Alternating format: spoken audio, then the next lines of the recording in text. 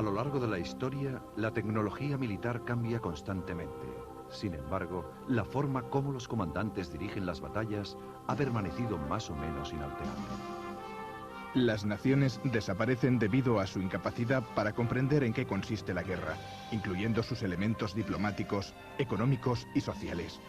Un gran comandante siempre entiende, de una u otra forma, cómo se relacionan estas fuerzas.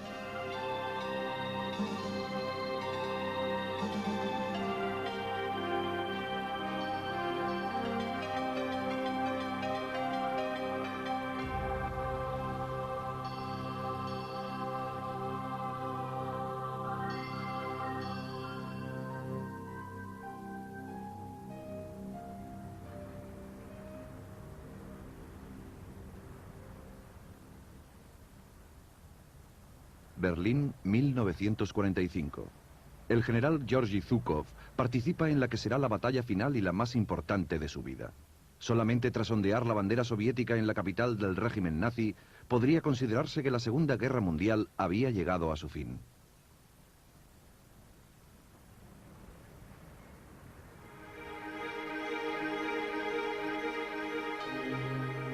Georgy Zhukov y la batalla de Berlín.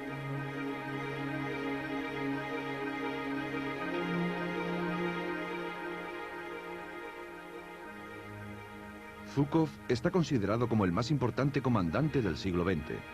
Su liderazgo al frente del Ejército Rojo Soviético, desde la defensa de Moscú en 1941 hasta el asalto de Berlín en 1945, cambió el curso de la guerra. En mi opinión, Zhukov fue, sobre todo, el comandante de los grandes ejércitos, de las grandes formaciones de guerra. Estaba preparado para conseguir un objetivo tan importante como la ciudad de Berlín.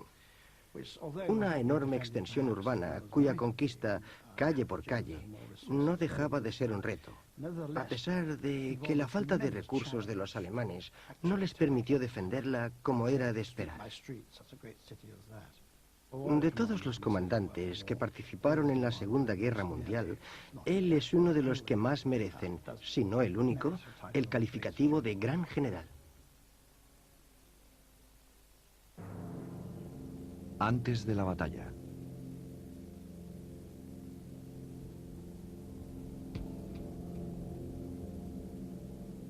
Georgy Zhukov nació en 1896, en un pequeño pueblo cerca de Moscú. Como la mayoría de la población, la familia de Zhukov era terriblemente pobre. A los 10 años, el joven Georgy fue enviado a trabajar a Moscú. Cuando en 1914 se declaró la Primera Guerra Mundial contra los alemanes, alistarse en el ejército se consideraba una buena forma de escapar a las duras condiciones de la época. Me asignaron a un escuadrón de combate y yo estaba encantado. En 1917, la monarquía zarista rusa fue derrocada por la revolución y se abandonó la guerra contra Alemania. En la guerra civil que siguió, Zhukov demostró ser un líder dotado y capaz y empezó a ascender rápidamente en los rangos del recién formado Ejército Rojo. En 1923 era comandante de un regimiento de caballería. Durante la década de los 20 y los 30, la Unión Soviética sufrió una enorme transformación, de la antigua economía agrícola a la nueva nación industrializada. La mayoría de las reformas fueron impuestas por el líder soviético Joseph Stalin. En un ejército mal equipado y organizado, Zhukov basó su buena reputación en una estricta disciplina y organización. En 1937, Stalin quiso asegurar su poder absoluto frente a cualquier amenaza potencial del ejército e inició una serie de purgas entre los militares. 40.000 oficiales fueron encarcelados o ejecutados. En este ambiente de terror, Zhukov probablemente consiguió salvar la vida cuando en 1939 fue enviado por sorpresa a luchar contra las fuerzas japonesas que habían atacado Mongolia, uno de los aliados de la Unión Soviética. Cuando en el verano de 1939 Zhukov fue destinado a Khalkhin Gol, la situación era muy tensa. Rápidamente organizó las defensas y se puso al frente de los ataques coordinados contra los japoneses, llevados a cabo mediante la acción conjunta de la artillería, la aviación y los tanques, por primera vez en la historia del ejército ruso. También sustituyó a los comandantes más débiles, a veces de forma despiadada, hasta encontrar a los oficiales adecuados para dirigir el ataque contra los japoneses. Utilizó el engaño como táctica. Por ejemplo, tenía un libro titulado Lo que el soldado soviético debe saber sobre defensa. Muy hábilmente dejó varios ejemplares esparcidos por el campo de batalla para que los japoneses los recogieran y pensaran que los rusos estaban preparándose para la defensa, cuando en realidad Zhukov planeaba una gran ofensiva.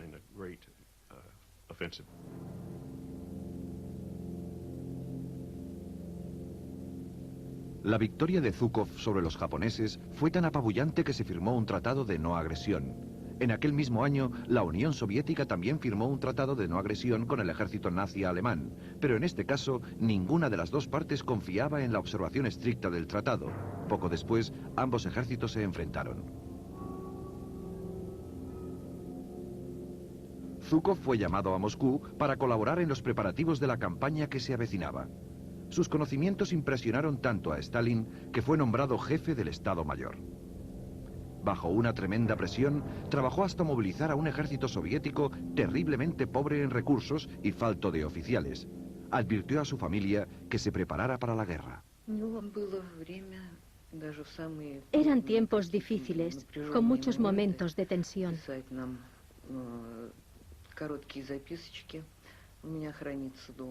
Solía mandarnos mensajes desde el frente. Estaban escritos en pequeñas páginas de su blog, normalmente en lápiz rojo o azul. Algo más tarde, cuando ya nos habíamos trasladado a Moscú, podíamos hablar con él por teléfono y nos llamaba a menudo. El 22 de junio, tras conquistar la mayor parte de Europa Occidental, Alemania inició el ataque a la Unión Soviética, el 22 de junio de 1944. Los soviéticos sufrieron tremendas bajas. 1 millón de hombres fueron capturados y otro millón cayó en aquella primera ofensiva.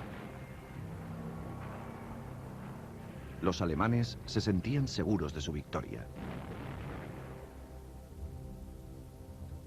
En otoño de 1941 alcanzaban las puertas de Moscú. En un gesto desafiante, Stalin ordenó el desfile anual de octubre. Las tropas desfilaron por la Plaza Roja en dirección hacia el frente, situado a pocos kilómetros hacia el oeste.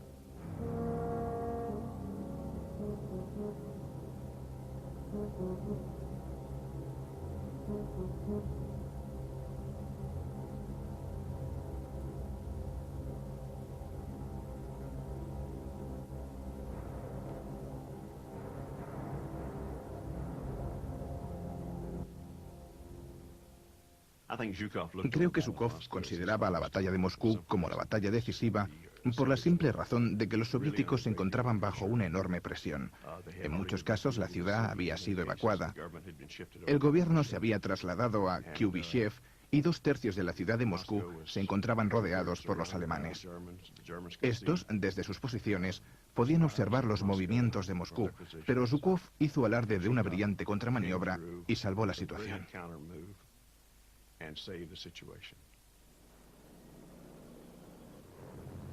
En la primavera de 1942, los alemanes lanzaron una nueva ofensiva contra los campos petrolíferos al sur de Rusia. Obtuvieron beneficios espectaculares y tomaron la ciudad de Stalingrado. Zhukov, convertido en delegado de Stalin, fue el encargado de salvar la situación.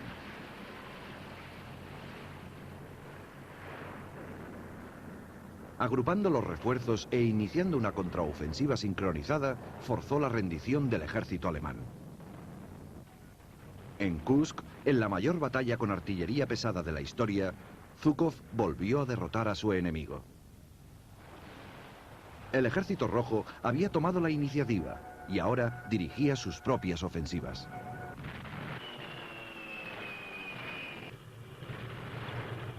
En marzo de 1944, con la ayuda indispensable de los Estados Unidos, entraron en Polonia.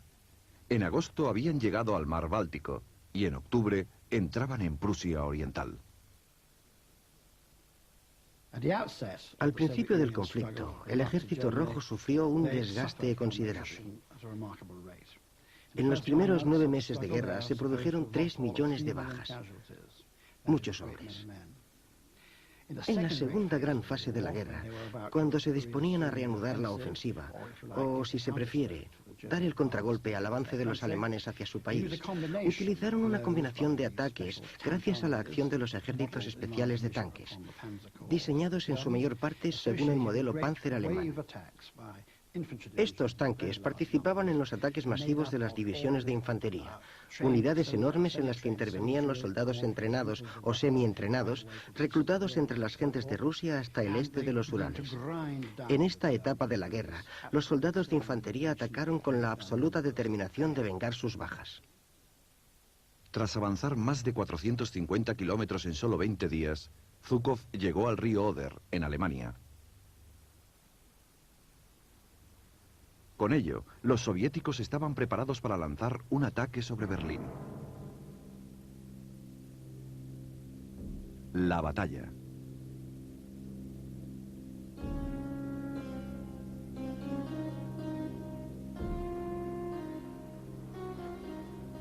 El río Oder se encuentra a tan solo 60 kilómetros de Berlín. Sin embargo, estos pocos kilómetros serían los más duros a los que Zhukov debería enfrentarse. El éxito del avance requería de toda su astucia y dotes de mando. La política.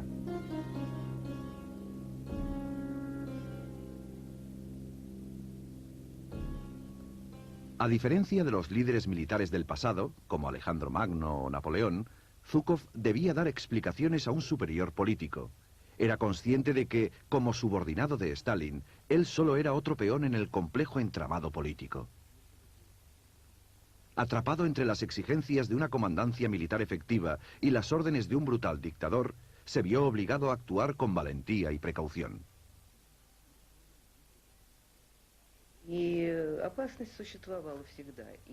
En realidad, puedo asegurar que a lo largo de su carrera, hasta 1957, siempre tenía preparada una pequeña maleta que mi madre había llenado con su ropa e instrumentos de aseo. Estaba allí, en nuestro piso, por si venían a arrestarle, poder escapar a toda prisa.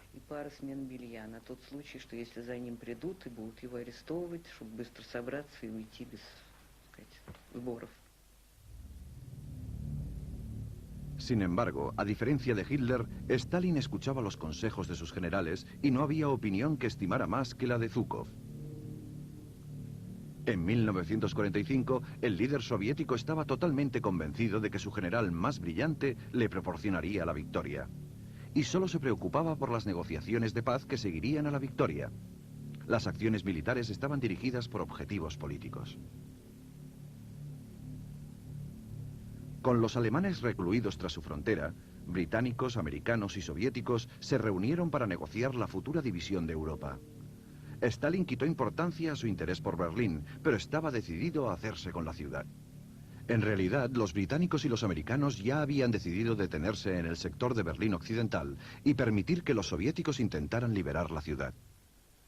No estoy seguro de que los dirigentes políticos en América, los Estados Unidos y Gran Bretaña estuvieran dispuestos a sacrificar a nuestros soldados si pudieran permitir que los rusos sacrificaran los suyos.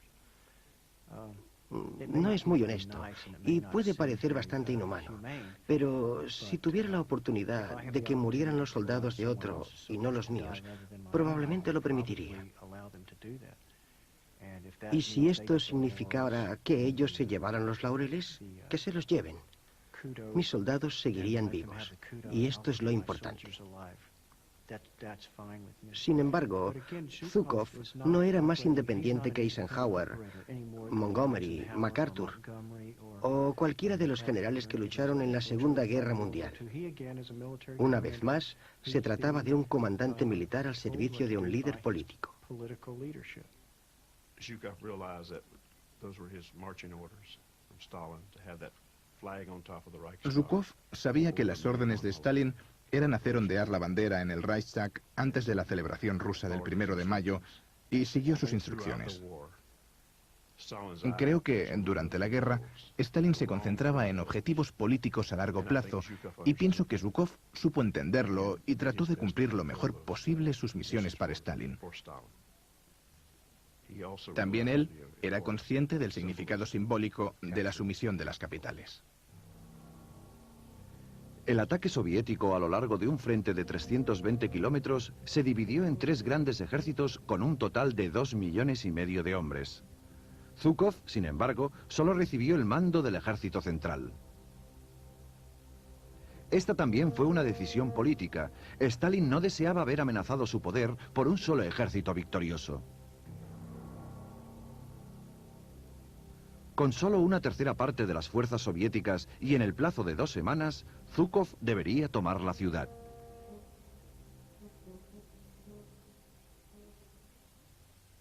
La preparación.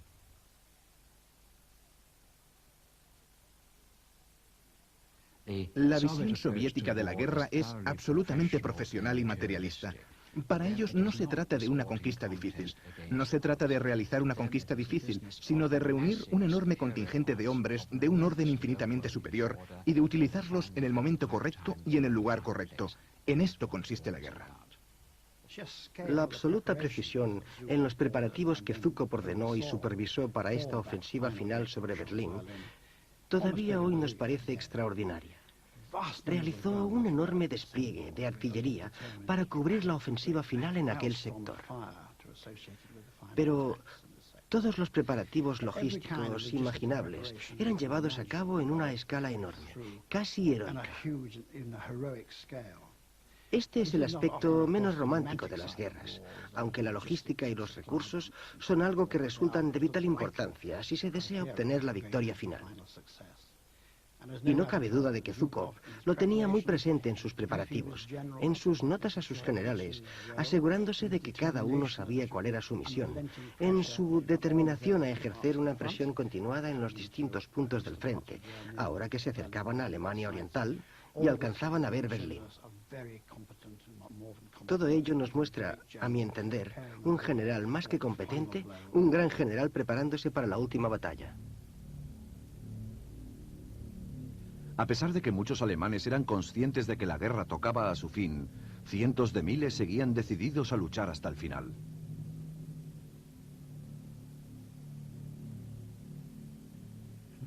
A pesar de la dura resistencia de las tropas alemanas, tanto las SS, la Wehrmacht, las juventudes hitlerianas o el Volkssturm, todos sabíamos que se trataba de la última batalla. Y nuestra única esperanza era que las fuerzas occidentales llegaran a Berlín antes que las soviéticas. Mientras Berlín construía sus defensas a toda prisa, Zhukov seguía adelante con los preparativos de su ejército. Creo que sobreestimar las posibilidades de nuestras propias fuerzas es tan peligroso como infravalorar la fuerza del enemigo.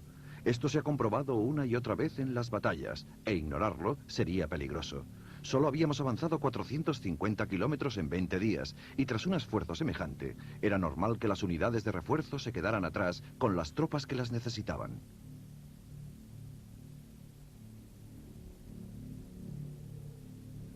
Él siempre quiere más hombres, más artillería, más fusiles, más aviones. Nunca tiene bastante. Sin embargo, Zhukov nunca ha perdido una batalla. Mientras grandes cantidades de víveres y material llegaban hasta el frente, Zhukov reunió a sus oficiales alrededor de una maqueta de la zona y les explicó que había decidido concentrarse en la Ruta 1, la vía más directa hasta Berlín. Este camino cruzaba el río Oder y las colinas de Schillow, sus objetivos más inmediatos. Todo el mundo, incluso Hitler, sabía que el futuro de Alemania se decidiría en el río Oder. El general Heinrich, comandante del 9º Ejército Alemán y especialista en tácticas de defensa, fue elegido para enfrentarse a los soviéticos. Heinrich estableció una primera línea paralela al río y una segunda línea a lo largo de las colinas. El domingo 15 de abril, a las 8 de la tarde, hizo que en secreto sus soldados de la primera línea pasaran a la segunda y esperaran. Zhukov estableció la base de su cuartel general en una de las unidades de vanguardia.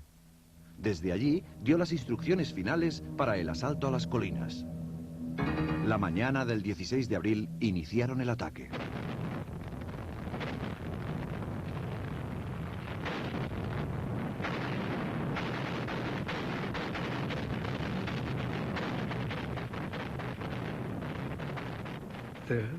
La magnitud de la ofensiva que recibimos fue increíble. Nos limitamos a defendernos allí donde era posible, pero sabíamos que esto solo era factible en algunas zonas y que el único objetivo era una defensa limitada.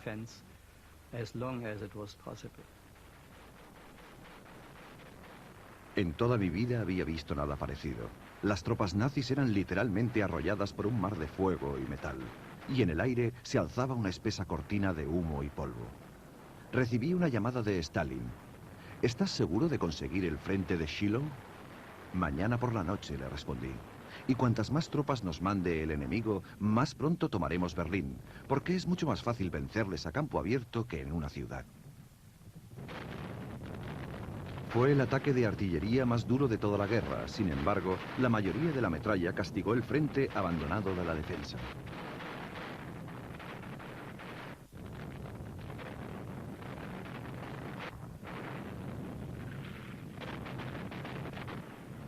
Poco después, el Ejército Rojo atravesó el río por más de 60 puntos distintos e inició el ataque por tierra. Zhukov demostró su talento en el ataque final a Berlín con la preparación de la artillería pesada y de la aviación que allanó el camino hacia Berlín, aunque no podía saber que Heinrichi había retrasado su línea de defensa.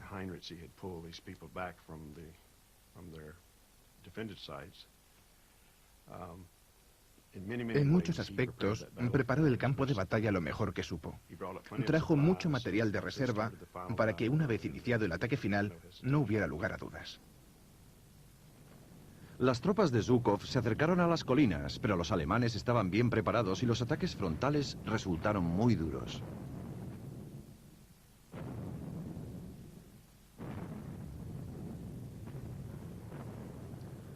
De algún modo, habíamos subestimado la complejidad del terreno en el área de Shiloh, donde el enemigo había conseguido fortalecer sus defensas. Y yo fui el único culpable de este error. Zhukov estaba furioso, pero seguía decidido a ganar. Sin perder un segundo, ordenó que su ejército de tanques de reserva atacara inmediatamente.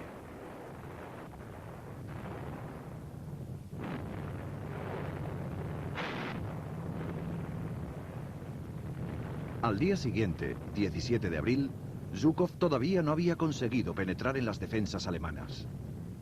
Stalin le llamó para comunicarle que tras los éxitos del ejército soviético del sur, el general Koniev había sido autorizado para dirigirse a Berlín. Sabía que la rivalidad haría que Zhukov se esforzara todavía más para conseguir la victoria. Crueldad.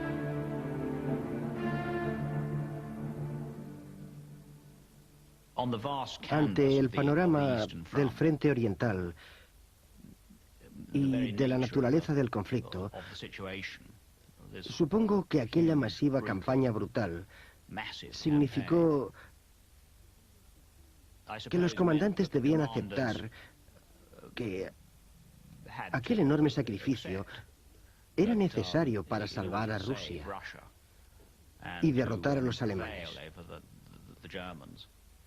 Y estoy convencido de que es evidente que una característica de los comandantes rusos como Zhukov es que son muy duros, terriblemente despiadados. En realidad, creo que todos los grandes comandantes deben tener una faceta despiadada para triunfar. Cuando llegábamos a un campo de minas, nuestra infantería atacaba como si no estuviera minado. Las bajas por las minas las considerábamos equivalentes a las causadas por los fusiles y la artillería, si los alemanes hubieran decidido defender la zona con tropas reforzadas en lugar de con minas.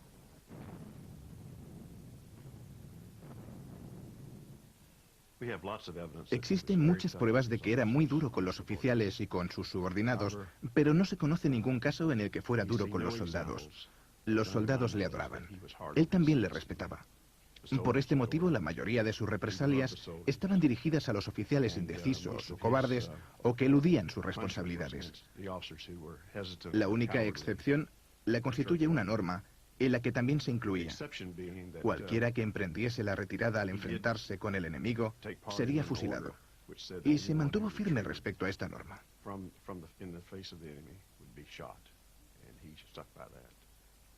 Hay una historia referente a Zhukov.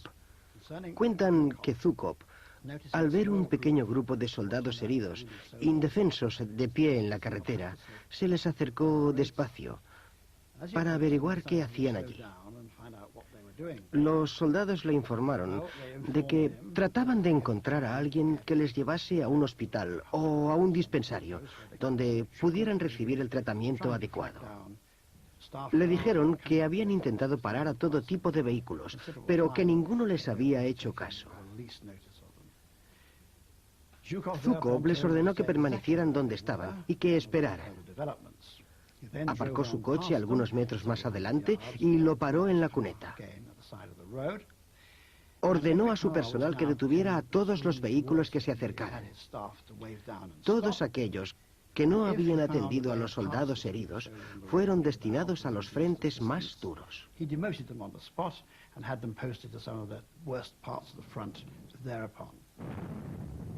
En Shiloh, los tanques soviéticos eran atacados una y otra vez por los misiles alemanes antitanque.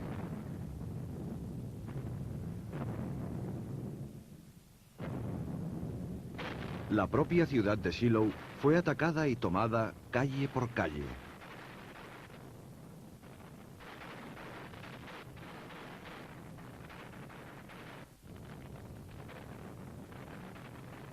En los 3 días de enfrentamientos, perdieron la vida 30.000 soldados soviéticos. Pero el camino hasta Berlín estaba abierto. Control.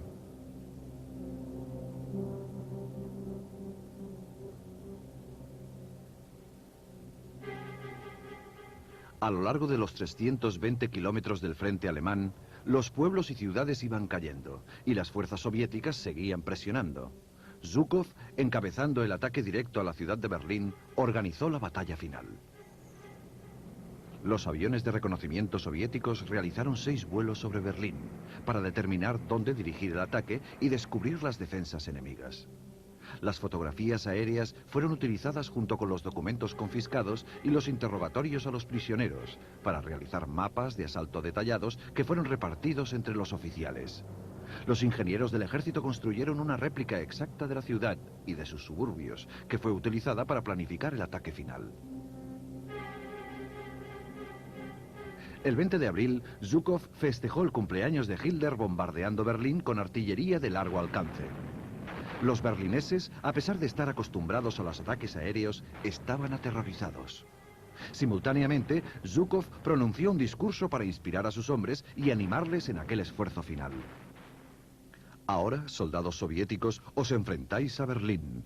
Debemos tomar la ciudad, y tan rápidamente como sea posible, para evitar que el enemigo reaccione. Ataquemos con todo nuestro poder militar.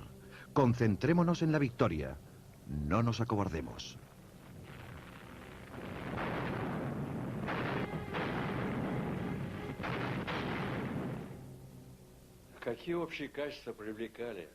Zhukov tenía muchas cualidades humanas que hacían que personas como yo se sintieran atraídas hacia él. Todos le mirábamos como a un dios. Mirándole, te sentías como en la iglesia mirando a un icono. Era un hombre realmente maravilloso, un hombre bueno. Yo le habría seguido hasta el fin del mundo.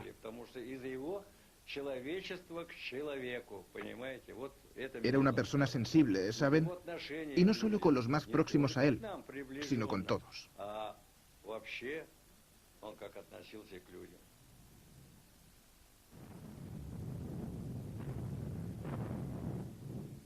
A pesar de que los alemanes necesitaban hombres y recursos, la conquista de las 600 millas cuadradas de la ciudad sería una tarea muy dura.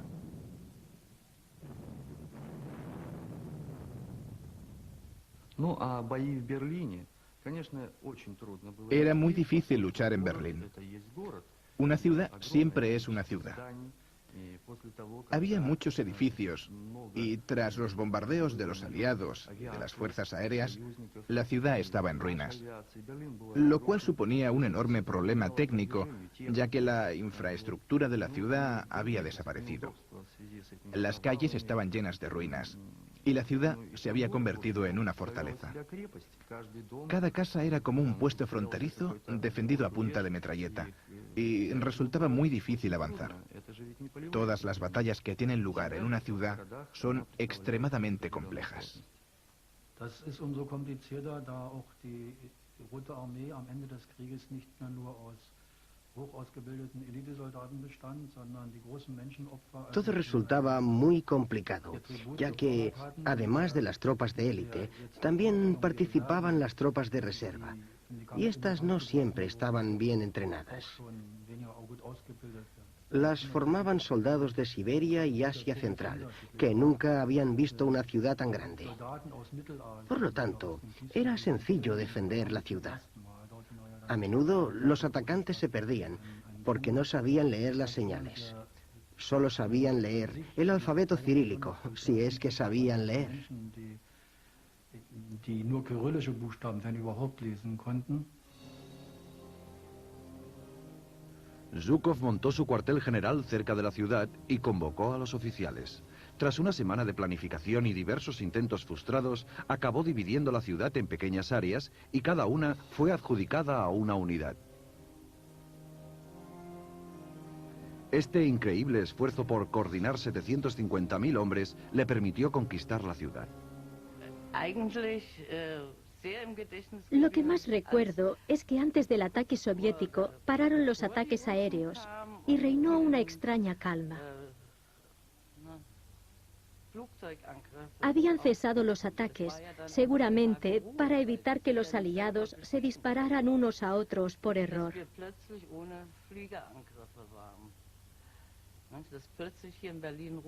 Reinaba un extraño silencio en la ciudad y sentíamos miedo, especialmente las mujeres, que temíamos ser violadas.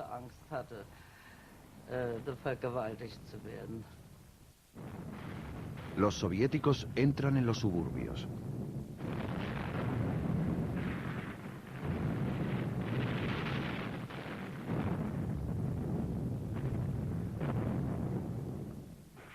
Cada vez más desorganizados, los alemanes siguieron luchando, mientras esperaban obtener una gloriosa victoria o para contener a los soviéticos en espera de la posible llegada de las tropas británicas y americanas. Pero el Ejército Rojo ya había rodeado la ciudad de Berlín y había recibido a los aliados en el río Elba.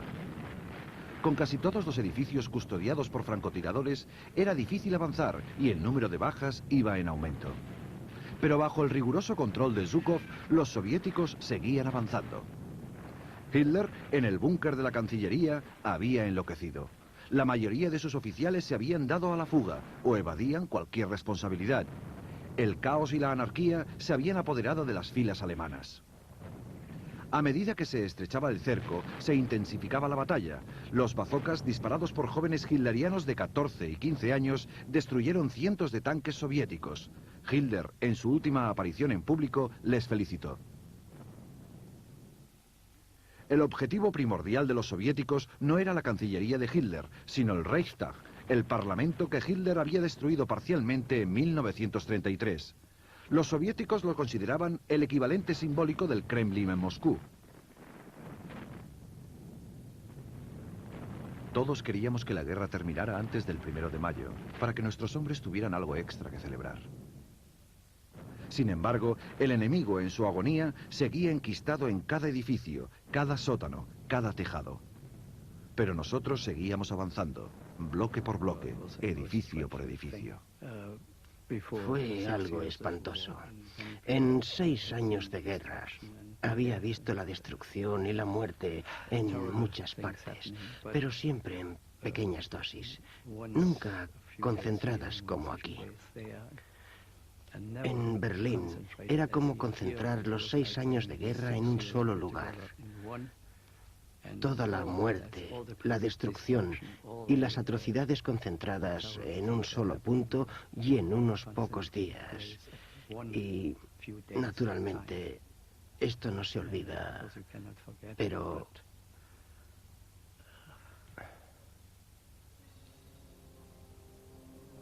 El 29 de abril, las tropas de Zhukov tomaron el Reichstag.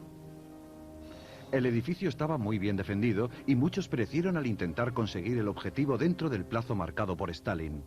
Sin embargo, un pequeño grupo consiguió penetrar en la línea de defensa.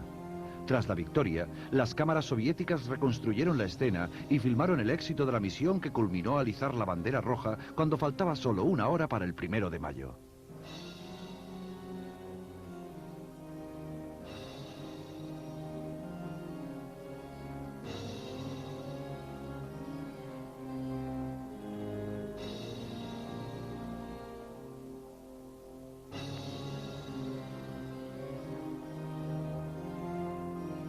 Finalmente recibí la tan esperada llamada. El Reichstag había sido tomado y nuestra bandera roja ondeaba en el edificio. Cuántos pensamientos acudieron a mí en aquel momento glorioso. La batalla de Moscú, donde nuestras tropas se habían mantenido firmes ante la imagen de la muerte. Stalingrado, en ruinas pero libre.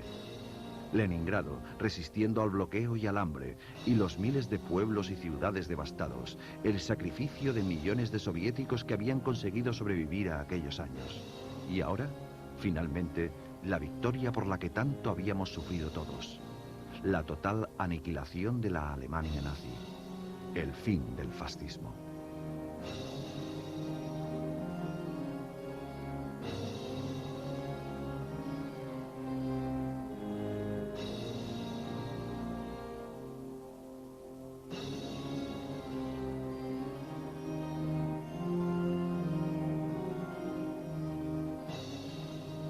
Mientras los hombres de Zhukov llevaban a cabo el asalto al Reichstag, a solo unos pocos metros, en la Cancillería, Hitler se había suicidado.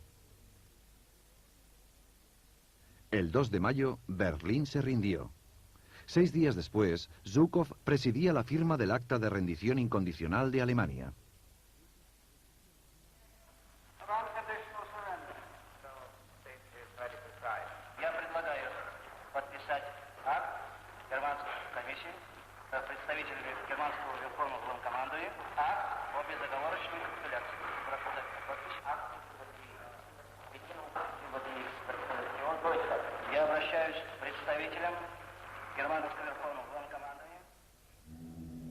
En las últimas batallas, los soviéticos habían sufrido más de 300.000 bajas. Pero Zhukov había llevado a su ejército hasta el mismo corazón del régimen enemigo y había conseguido aniquilarlo. La guerra había terminado. Después de la batalla.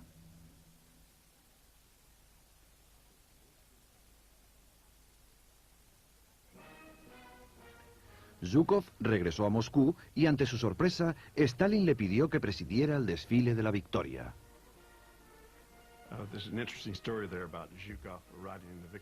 Existe una anécdota curiosa sobre Zhukov presidiendo el desfile. Stalin insistió en que montara aquel caballo, el famoso caballo blanco del desfile. Zhukov le dijo, no, deberías montarlo tú. Stalin contestó, no, tú lo harás. Unos días después, el hijo de Stalin le dijo a Zhukov, ¿recuerdas el caballo blanco? Mi padre iba a montarlo en el desfile, pero estuvo practicando y el caballo le tiró. Esta es la razón por la que debes montarlo. Es una historia verídica.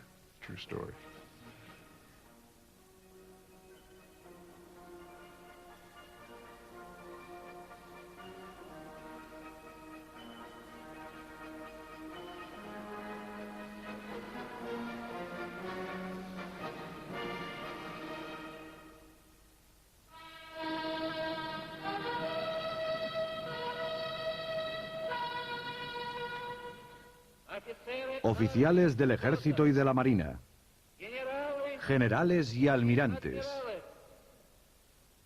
trabajadores y trabajadoras, trabajadores de las granjas colectivas, trabajadores de la ciencia, la tecnología y de las artes, compañeros soldados, os saludo en ocasión de nuestra gran victoria sobre el imperialismo alemán.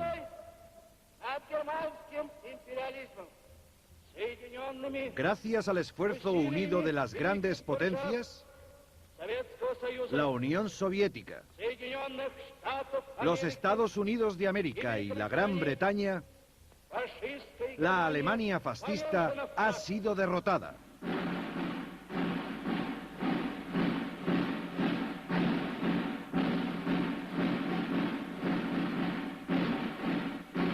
La posición de Zhukov como comandante general soviético le convertía a los ojos de Stalin en una amenaza política potencial. Puesto que le respetaba demasiado para hacerle asesinar, Zhukov fue confinado a destacamentos remotos de escasa importancia estratégica y sin ningún poder efectivo. Naturalmente, a él le pareció una injusticia, ya que era un hombre consciente de su prestigio. Sabía que había cumplido con su deber y que había hecho todo lo posible por ganar la guerra. La forma en que fue tratado después de la guerra era absolutamente injusta. Como cualquiera en su situación, no pudo evitar sentirse afectado por aquel trato y reaccionar ante aquella situación. De todos modos, trató de no exteriorizar sus sentimientos, pero nosotras sabíamos cuánto le costaba conseguirlo. No se dieran cuenta de todo lo que estaba pasando, pero nosotras sí vimos cuán callado se había vuelto. Cuanto más pensaba en ello, más distante se volvía.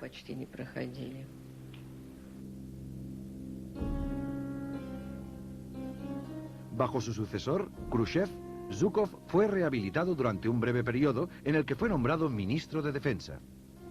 Pero en 1957 fue destituido de su cargo y nunca volvieron a ofrecérselo. Existen varias razones por las que le considero un gran comandante. Era consciente de los imperativos políticos y nunca los olvidó. Era tenaz. Tenía una gran fuerza de voluntad. Deseaba ver realizados sus objetivos. Trabajaba duro para asegurarse de que todos los aspectos de una operación eran llevados a cabo correctamente.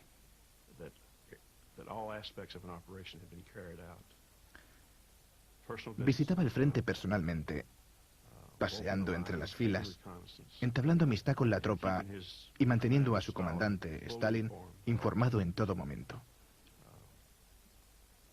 Escuchaba a sus asesores. El mariscal Zhukov reunía todas las características de un gran comandante.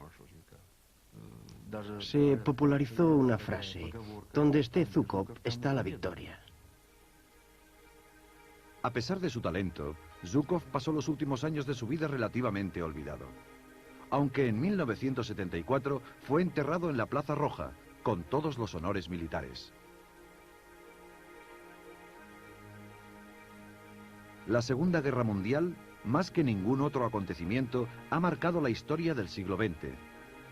Se estima que solo la Unión Soviética perdió 27 millones de hombres. Las tropas alemanas llegaron a los suburbios de Moscú, pero bajo el mando de Zhukov, el ejército soviético salvó su capital y, 4 años más tarde, izaba la bandera roja en el corazón de Berlín.